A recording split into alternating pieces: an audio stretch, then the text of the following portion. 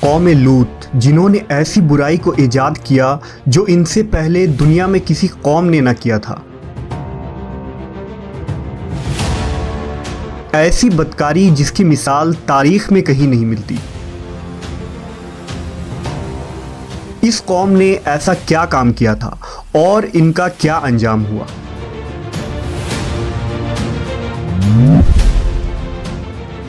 حضرت لوط علیہ السلام اللہ کے ایک برگزیدہ نبی تھے۔ آپ کے والد کا نام ہاران تھا جو تاریخ کے بیٹے تھے۔ آپ کی پیدائش عراق کے قدیم شہر اور میں ہوئی تھی۔ اس شہر میں ابراہیم علیہ السلام کا مسکن تھا۔ دراصل لوط علیہ السلام کے والد ہاران حضرت ابراہیم کے سگے بھائی تھے، یعنی حضرت لوط علیہ السلام حضرت ابراہیم کے بھتیجے تھے۔ چونکہ حضرت لوط علیہ السلام کے والد ان کے بچپن میں ہی انتقال کر چکے تھے، لہذا حضرت لوط کو حضرت ابراہیم نے بیٹا بنا کر پالا تھا۔ آپ حضرت ابراہیم پر سب سے پہلے ایمان لانے والوں میں شامل ہیں۔ آپ حضرت ابراہیم کے زمانے میں اہل سدوم کی رہنمائی کے لیے نبوت کے منصب پر فائز ہوئے۔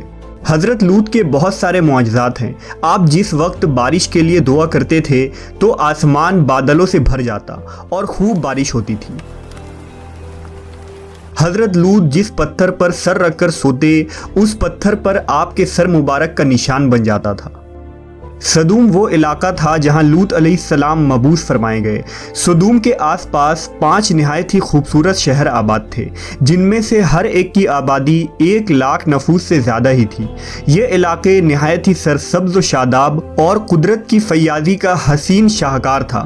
یہاں باغات کی کثرت تھی، لہلہاتی کھیتیاں یہاں کی ضروریات سے کہیں زیادہ تھی۔ اردن، شام اور اسرائیل کے درمیان بسا ہوا یہ علاقہ نہایت ہی زرخیز تھا۔ وہاں طرح طرح کے اناج، پھل، میوے بکثرت پیدا ہوتے تھے، اور یہی وجہ تھی کہ آس پاس کے بستیوں کے لوگ بھی اپنی معاشی اور غذائی ضرورت کے لیے ان بستیوں کی طرف آتے تھے۔ مگر یہ بات اہل سدوم کے لوگوں کو بالکل بھی پسند نہ تھی۔ ان کے خیال میں ان کی بستیوں میں پیدا ہونے والے پھلوں، اناجوں اور سبزیوں پر صرف ان کا ہی حق تھا۔ وہ نہیں چاہتے تھے کہ دوسری بستیوں کے لوگ ان کے علاقے میں آئیں۔ ایک دن سدوم کے لوگ اس بات پر غور و فکر کر رہے تھے کہ باہر سے آنے والے لوگوں کو یہاں آنے سے آخر کیسے روکا جائے، کہ ابلیس ایک بزرگ کی شکل میں ان کے محفل میں آیا اور کہا، اگر تم ان سے پیچھا چھڑانا چاہتے ہو تو میرے کہنے پر عمل کرو۔ اس اجنبی بزرگ کی بات لوگوں نے بہت توجہ سے سنی۔ ابلیس نے کہا، میں کل بتاؤں گا۔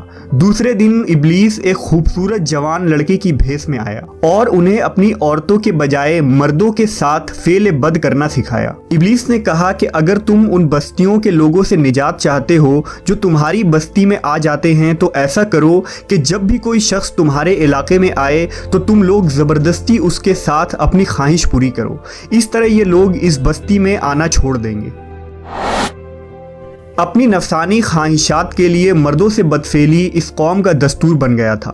یہاں بے حیائی عام ہو گئی تھی۔ حکمراں، سردار، رؤسا، ہر طبقے میں گھر گھر یہ عمل پھیل گئی تھی۔ بھری محفل میں یہ لوگ اس فحاشی کے کام کو کر کے خوش ہوتے تھے۔ کوئی بھی محفل اس کام کے بغیر ادھوری سمجھی جاتی تھی۔ خاص کر مسافروں میں سے کوئی خوبصورت لڑکا ہوتا تو یہ لوگ اسے اپنا شکار بنا لیتے۔ تلمود میں لکھا ہے کہ اہل سدوم اپنی روزمرہ کی زندگی میں سخت ظالم، دھوکے باز اور بد معاملہ تھے۔ کوئی مسافر ان کے علاقے سے بخیریت نہ گزر سکتا تھا۔ کوئی غریب ان کی بستیوں سے روٹی کا ایک ٹکڑا نہ پا سکتا تھا۔ بارہا ایسا ہوتا تھا کہ باہر کا آدمی ان کے علاقے میں پہنچ کر فاقوں سے مر جاتا اور یہ اس کے کپڑے اتار کر اس کی لاش کو برہنہ دفن کر دیتے۔ اپنی وادی کو انہوں نے ایک باغ بنا رکھا تھا جس کا سلسلہ میلوں تک پھیلا ہوا تھا۔ اس باغ میں وہ انتہائی بے حیائی کے ساتھ اعلانیہ بدکاریاں کرتے تھے۔ حضرت لوط علیہ السلام نے انہیں توحید کی دعوت دی اور بدکاری کے اس گھنونے عمل سے توبہ کرنے کا حکم دیا۔ حضرت لوط نے کہا، تم بے حیائی کیوں کرتے ہو؟ کیا تم عورتوں کو چھوڑ کر لذت حاصل کرنے کے لیے مرد کی طرف مائل ہوتے ہو؟ حقیقت یہ ہے کہ تم احمق لوگ ہو۔ حضرت لوط اہل سدوم کو دن رات واعظ و نصیحت کیا کرتے، لیکن قوم پر اس کا کوئی اثر نہ ہوا، بلکہ وہ بہت فخریہ انداز میں یہ کام کرتے تھے۔ انہیں حضرت لوط کا سمجھانا بھی برا لگتا تھا، لہٰذا انہوں نے صاف صاف کہہ دیا کہ اگر تم ہمیں اسی طرح برا کہتے رہے اور ہمارے کاموں میں مداخلت کرتے رہے تو ہم تمہیں اپنے شہر سے نکال دیں گے۔ حضرت لوط نے نصیحت و تبلیغ کا سلسلہ جاری رکھا، لہٰذا ایک دن اہل سدوم نے خود ہی عذاب الہی کا مطالبہ کر دیا۔ اللہ تعالیٰ نے اب تک ان کے اس بدترین فحاشی اور بدکاری کے باوجود ڈھیل دے رکھی تھی، لیکن جب انہوں نے حضرت لوط سے ایک دن کہا کہ اگر تم سچے ہو تو ہم پر عذاب لے آؤ، لہٰذا ان پر عذاب الہی کا فیصلہ ہو گیا۔ اللہ نے اپنے خاص فرشتوں کو دنیا کی طرف روانہ کر دیا۔ یہ فرشتے دراصل حضرت جبرائیل، میکائیل اور اسرافیل علیہ السلام تھے۔ پھر یہ فرشتے حضرت لوط علیہ السلام کے گھر تشریف لے آئے۔ حضرت لوط نے جب ان خوبصورت نوعمر لڑکوں کو دیکھا تو سخت گھبراہٹ اور پریشانی میں مبتلا ہو گئے۔ انہیں یہ خطرہ محسوس ہوا کہ اگر ان کے قوم کے لوگوں نے انہیں دیکھ لیا تو نہ جانے وہ ان کے ساتھ کیا سلوک کریں گے۔ حضرت لوط کی بیوی کا نام وائلہ تھا، اس نے آپ پر ایمان نہ لایا تھا اور وہ دراصل منافقہ تھی، وہ کافروں کے ساتھ تھی، لہٰذا اس نے جا کر اہل سدوم کو یہ خبر دے دی کہ لوط کے گھر نوجوان لڑکے مہمان ٹھہرے ہوئے ہیں۔ یہ سن کر بستی والے دوڑتے ہوئے حضرت لوط کے گھر پہنچے۔ حضرت لوط نے کہا، اے قوم، یہ جو میری قوم کی لڑکیاں ہیں یہ تمہارے لیے جائز اور پاک ہیں، اللہ سے ڈرو اور مجھے میرے مہمانوں کے سامنے رسوا نہ کرو۔ کیا تم میں سے کوئی بھی شائستہ آدمی نہیں؟ حضرت لوط کی بات سن کر وہ لوگ بولے، تم بخوبی واقف ہو کہ ہمیں تمہاری بیٹیوں سے کوئی حاجت نہیں، اور جو ہماری اصل چاہت ہے اس سے تم بخوبی واقف ہو۔ قوم لوط کے اس بے شرمانہ جواب سے اندازہ لگایا جا سکتا ہے کہ وہ فعل بد میں کس حد تک مبتلا ہو چکے تھے۔ جب حضرت لوط علیہ السلام کی قوم ان کے گھر کی طرف دوڑتی ہوئی آئی تو حضرت لوط نے گھر کے دروازے بند کر دیے اور ان نوجوانوں کو ایک کمرے میں چھپا دیا۔ اس بدکار لوگوں نے آپ کے گھر کا گھیراؤ کیا ہوا تھا اور ان میں سے کچھ گھر کے دیوار پر بھی چڑھنے کی کوشش کر رہے تھے۔ حضرت لوط اپنے مہمانوں کی عزت کے خیال سے بہت زیادہ گھبرائے ہوئے تھے۔ فرشتے یہ سب منظر دیکھ رہے تھے۔ جب انہوں نے حضرت لوط علیہ السلام کی بے بسی اور پریشانی کا یہ عالم دیکھا تو حقیقت سے پردہ اٹھاتے ہوئے یوں فرمایا، اے لوط، ہم تمہارے رب کے بھیجے ہوئے فرشتے ہیں، یہ لوگ ہرگز تم تک نہیں پہنچ سکیں گے۔ ابھی کچھ رات باقی ہے تو اپنے گھر والوں کو لے کر چل دو اور تم میں سے کوئی شخص پیچھے مڑ کر نہ دیکھے۔ اہل سدوم حضرت لوط کے گھر کا دروازہ توڑنے پر بضد تھے، لہٰذا حضرت جبرائیل علیہ السلام نے گھر سے باہر نکل کر اپنے پر کا ایک کونا انہیں مارا، جس سے ان سب کی آنکھوں کے ڈھیلے باہر نکل آئے اور بصارت زائل ہو گئی۔ یہ خاص عذاب ان لوگوں کو پہنچا جو حضرت لوط کے پاس بد نیتی سے آئے تھے۔ حضرت لوط علیہ السلام حقیقت حال جان کر مطمئن ہو گئے اور اپنے گھر والوں کے ساتھ رات ہی کو نکل کھڑے ہوئے۔ بیوی بھی ان کے ساتھ تھی، لیکن کچھ دور جا کر وہ واپس اپنے قوم کی طرف پلٹ گئی اور قوم کے ساتھ جہنم رسید ہو گئی۔ صبح کا آغاز ہوا تو اللہ کے حکم سے حضرت جبرائیل نے بستی کو اپنے پر سے اکھاڑ دیا اور پھر اپنے بازو پر رکھ کر آسمان پر چڑھ گئے، یہاں تک کہ آسمان والوں نے بستی کے کتے کے بھونکنے اور مرغوں کے بولنے کی آوازیں سنی۔ پھر اس بستی کو زمین پر دے مارا، جس کے بعد ان پر پتھروں کی بارش ہوئی۔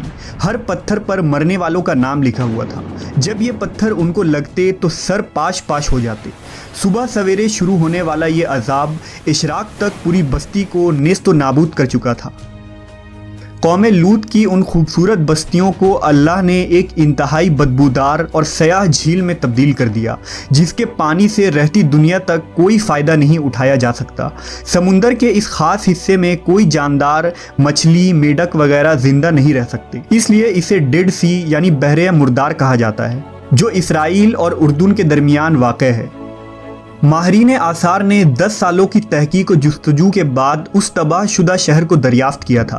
تحقیقات سے پتہ چلا تھا کہ اس شہر میں زندگی بالکل ختم ہو چکی ہے۔ اس شہر کے راستے اور کھنڈرات کو دیکھ کر آرکیولوجسٹ نے یہ اندازہ لگایا کہ جب یہ شہر تباہ ہوا تو اس وقت لوگ روزمرہ کے معمولات کے کاموں میں مشغول تھے اور یہاں زندگی اچانک ختم ہو گئی تھی۔ اہل سدوم جنہیں پتھر بنا دیا گیا تھا، ان کے بت ابھی تک بحر مردار کے پاس موجود ہیں، جو تا قیامت لوگوں کے لیے ایک عبرت ہے۔ آج یورپی ممالک میں انسانی آزادی کے نام پر اس بدکاری کی اجازت دی جاتی ہے اور اس فحش عمل کو فخر سمجھا جاتا ہے، مگر حقیقت یہ ہے کہ ہم جنس پرستی بالکل فطرت کے خلاف ہے، جس سے انسانی معاشرہ تباہ و برباد ہو جاتا ہے۔ روایتوں کے مطابق ایک مرتبہ حضرت سلیمان علیہ السلام نے شیطان سے پوچھا کہ اللہ کے نزدیک سب سے بدترین عمل کیا ہے؟ ابلیس بولا، جب مرد مرد سے بدفعلی کرے اور عورت عورت سے خواہش پوری کرے۔ حضرت ابن عباس سے روایت ہے کہ رسول اللہ صلی اللہ علیہ وسلم نے فرمایا کہ اس شخص پر اللہ پاک کی لعنت ہو جو قوم لوط والا عمل کرے۔